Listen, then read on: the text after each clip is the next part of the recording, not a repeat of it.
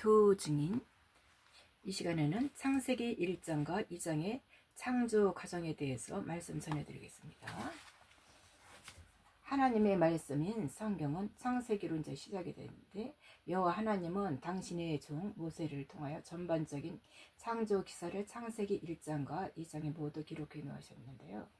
모세는 창세기 1장과 2장을 기록하면서 하나님의 창조 사역의 내용을 시간 순서대로 따르는 연대기로 기록하지 않았습니다. 왜? 태초라는 단어로 시작한 창세기 1장은 첫째 날에서 둘째 날로, 또 다시 둘째 날에서 셋째 날로 이렇게 이어지면서 또 여섯째 날까지 창조 이야기를 전개하면서 시간 순서대로 기록하고 있기에, 지금까지 성경을 연구하는 많은 사람들은 창세기 1장에 이어지는 2장의 창조 사역, 또한 시간 순서대로 1장에 기록된 창조 사역이 끝난 다음 하나님의 이제 행하신 창조 내용을 기록한 것으로 이해하고 있습니다. 그런데 그렇지 않다고 할지라도 창세기 2장은 창세기 1장의 창조 기사를 보다 구체적으로 부가 설명한 것으로 이해하고 있습니다. 그러나 실상은 그렇지 않습니다.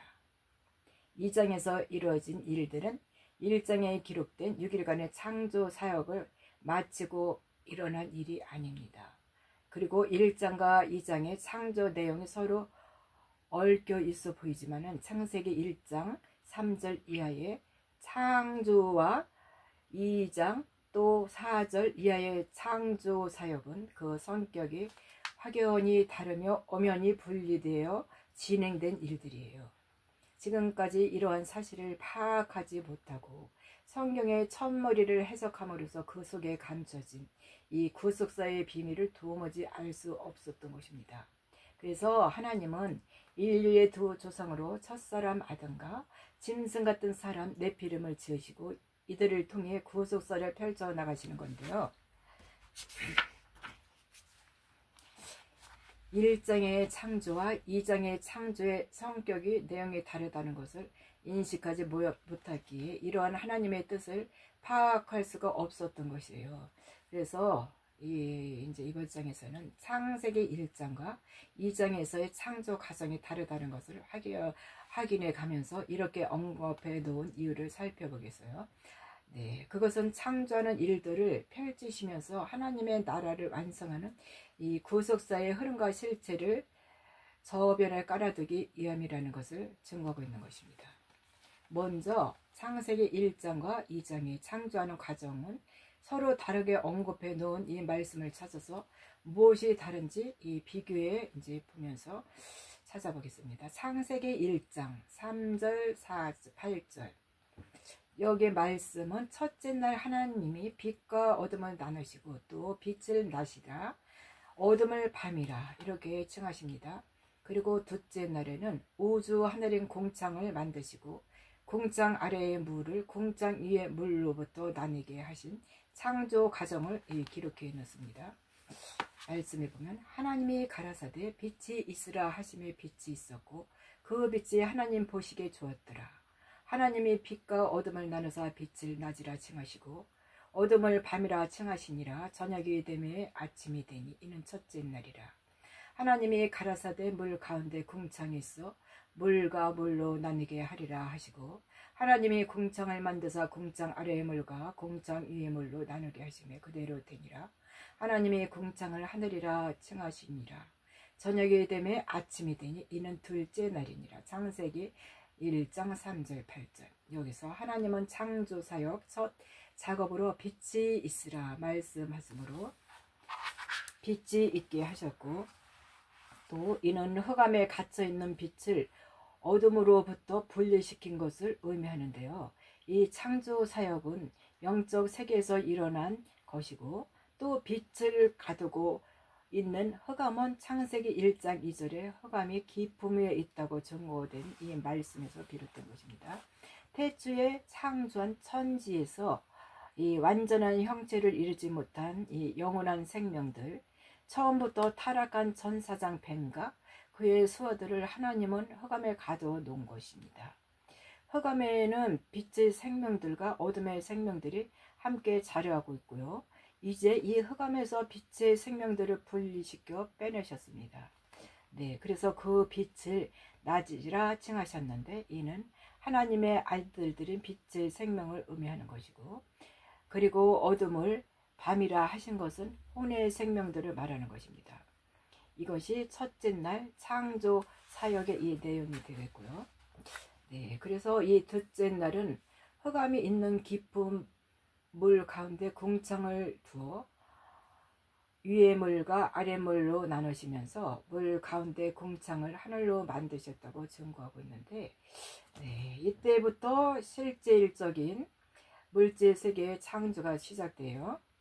여기서 기품이 밑바닥에 있는 흑암을 물 가운데 두시면서 태초의 하늘 보좌에 흐르는 생명수 강인 인물로부터 공창 아래의 아랫물로 나눠지게 하시고 또 이 흑암을 공창이 되게 하셨다고 기록하고 있는데, 여기서 창세기 2장에는 첫째 날과 둘째 날에 행하신 일들에 대한 기록은 전혀 나타나지 않았어요. 그래서 이 이어지는 창세기 1장 9절 13절에는 셋째 날에 땅과 바다를 창조하시고 지구 땅에서 나는 각종 풀과 채소와 열매 맺는 과목을 지으신 것을 순서에 따라 기록해 놨습니다. 그래서 보면 말씀에 보면은 하나님이 가라사대 천하의 물이 한 곳으로 모이고 묻지 드러나라 하심에 그대로 되니라. 하나님이 묻질 땅이라 칭하시고 모인 물을 바다라 칭하시니라. 하나님이 보시기에 좋았더라. 하나님이 가라사대 땅은 풀과 씨 맺는 채소와 각기 종류대로 씨 가진 열매 맺는 과목을 대라 하시매 그대로 되어 땅이 풀과 각기 종류대로 씨 맺는 채소와 각기 종류대로 씨 가진 열매 맺는 나무를 내니 하나님의 보시기에 좋았더라. 저녁이 되며 아침이 되니 이는 셋째 날이니라. 창세기 1장 9절 13절 말씀. 여기에서 셋째 날 하나님의 창조 사역 내용은 이 두 가지라고 할 수 있습니다. 네, 먼저는 물 가운데 있는 물을 물에서 분리시켜 드러나게 하신 것이고요. 또 둘째는 그렇게 드러난 땅에 풀과 채소와 과목이 자라게 하신 것이고요. 그런데 이 장에는 이날에 해당되는 사역의 내용을 명시적으로 드러내지 않고 5절과 6절에 걸쳐 흙으로 사람을 지으시고 그 코에 생기를 불어넣어 생명으로 아담을 창조하실 때 지구 환경만을 자세히 기록해 놓았던 것이에요. 말씀해 보면은 여호와 하나님이 땅에 비를 내리지 아니하셨고 경작할 사람도 없었으므로 들에는 초목이 아직 없었고 밭에는 채소가 나지 아니하였으니 안개만 땅에서 올라와 온 지면을 적셨더라. 창세기 2장 5절 6절. 이 말씀을 확인할 수 있는 것은 아담은 셋째 날 물에서 묻이 드러났을 때, 그러나 아직 이 묻의 땅이 어떠한 풀이나 채소나 과목을 자라기 전에 가장 먼저 그 땅의 흙을 취하여서 아담을 지으셨고, 그래서 아담을 지을 당시에는 하나님이 아직 비를 내리지 않았지만 안개가 땅에서 올라와 온 지면을 적셨다고 증거하고 있는데, 이는 땅이 젖어 있다가 마르는 이 상황임을 말하는 것이고요. 이것은 생명이 된 첫사람 아담을 하나님은 정확히 1장 10절과 11절 사이의 시점에 창조하셨다는 것을 알려주는 이 말이 되겠습니다. 그리고 창세기 2장 8절에서 9절에 여호와 하나님이 동방의 에덴 동산을 창설하시고 지으신 아담을 그 동산에 두셨다고 하십니다. 그러면은 그 땅에 보기에 또 아름답고 먹기에도 아주 좋은 나무가 나게 하시고 또 가운데는 동산 가운데는 생명나무와 선악을 알게 하는 나무도 있었더라. 이렇게 증거하고 있어요. 말씀에 여호와 하나님이 동방 에덴의 동산을 창설하시고 그 지으신 사람을 거기 두시고 여호와 하나님이 그 땅에서 보기 아름답고 먹기 좋은 나무가 나게 하시니 동산 가운데는 생명나무와 선악을 알게 하는 나무도 있더라. 창세기 2장 8절 9절. 네, 그래서 여기서 창세기 2장에 언급해 놓은 먹기에 좋은 나무와 생명나무와 선악을 알게 하는 이 나무의 실체는 무엇일까? 지구 땅에 생명나무와 선악을 알게 하는 나무가 실존하고 있었다는 말일까?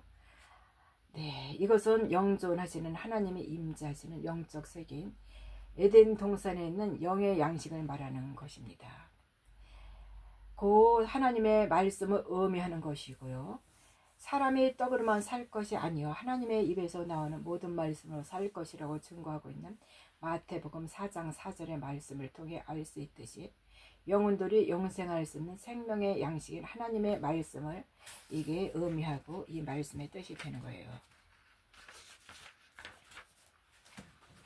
예수께서 대답하여 가라사대 말씀에는 기록되되 사람의 떡으로만 살 것이 아니라 하나님의 입으로 나오는 모든 말씀으로 살 것이라 하였느니라. 마태복음 4장 4절. 이들은 창세기 1장 11절 12절을 언급하고 있는 각종 풀과 채소와 열매 맺는 과목과 동일한 부류가 아닙니다. 창세기 1장에 나오는 풀과 채소와 과목은 에덴 동산 밖에 있는 지구 땅에서 나게 하신 육의 양식을 말하는 것이고, 또 창세기 1장의 각종 풀과 채소와 열매 맺는 과목과 또 2장에 기록된 보기에 아름답고 먹기에 좋은 나무는 그 본질에 있어서 완전히 다르다는 이 사실이 명백히 드러났습니다.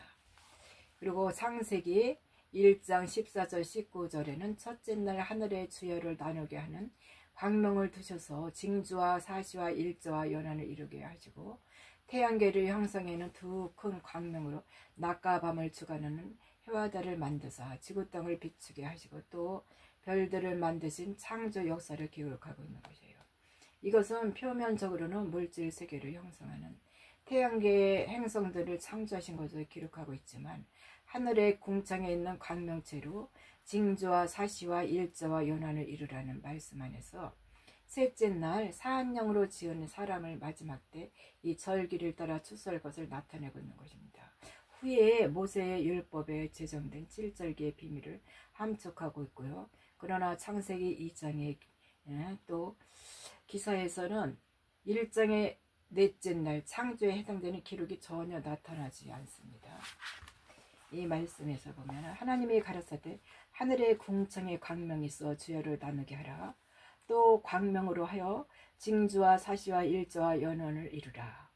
또 광명이 하늘의 궁창에서 땅에 비추라 하시고, 하나님이 두 큰 광명을 만드사 큰 광명으로 낮을 주관하게 하시고 작은 광명으로 밤을 주관하게 하시며, 또 별을 만드시고 하나님이 그것을 하늘의 궁창에 두어 땅에 비추게 하시며 주야를 주관하게 하시며 빛과 어둠을 나누게 하시니 하나님의 보시기에 좋았더라. 저녁이 되며 아침이 되니 이는 넷째 날이니라. 창세기 1장 14절 19절. 그러면은 여기서 창세기 1장 20절 23절에는 다섯째 날 바다의 큰 물고기와 물에서 번성하는 모든 생물을 종류대로 날개에 있는, 또 그 날개에 있는 모든 새를 그 종류대로 땅에서 창조하셨다고 이렇게 기록하고 있는데, 먼저 물에 사는 물고기를 그 종류대로 창조하시고 그 다음에는 이어서 공중에 나는 새들을 그 종류대로 창조하셨다고 하십니다. 그러나 창세기 2장에는 다섯째 날에 창조된 바다에 사는 물고기와 모든 생물들의 창조는 전혀 언급되지 않고, 여호와 하나님이 흙으로 각종 들짐승과 공중의 각종 새들을 지으시고 아담이 무엇이라 부르나 보시려고 그것을 그에게 이끌고 가시니 아담이 각 생물을 부르는 것이 그 이름이 되었다고 19절에 기록하고 있습니다. 이 말씀에 보면 하나님이 가라사대 물들은 생물로 번성케 하라. 땅 위에 하늘의 궁창에는 새가 나르라 하시고, 하나님이 큰 물고기와 물에서 번성하게 움직이는 모든 생물을 그 종류대로 날개 있는 새는 또 모든 새는 그 종류대로 또 창조하시니 이게 하나님이 보시기에 좋았더라. 하나님이 그들에게 복을 주어 가라사대 생육하고 번성하여 여러 바다 모래 충만하라. 또 이제 새도 땅에서 번성하시니라. 저녁이 되매 아침이 되니 이는 다섯째 날이니라. 창세기 1장 20절 23절. 여호와 하나님이 흙으로 각종 들짐승과 공중의 각종 새를 지으시고 아담이 어떻게 그 이름을 짓나 보시려고 그것들로 그에게 이끌어 이르시되 아담이 각 생물을 일컫는 바가 그 이름이 되니라. 창세기 2장 19절. 여기서 창세기 1장 25절과 31절에는 창조의 마지막 날인 여섯째 날 땅의 짐승과 모든 육축과 땅에 기는 모든 것을 그 종류대로 지구 땅에서 창조하신 과정을 언급해 놓았는데, 다시 말해서 1장에서는 물속에 사는 생물과 공중을 날아다니는 새들을 창조한 날은 다섯째 날이고, 땅에서 서식하는 모든 동물들을 짓는 날은 하나님의 형상대로 네피림의 남자와 여자를 지은 날과 같은 날인 여섯째 날이라고 밝히고 있습니다.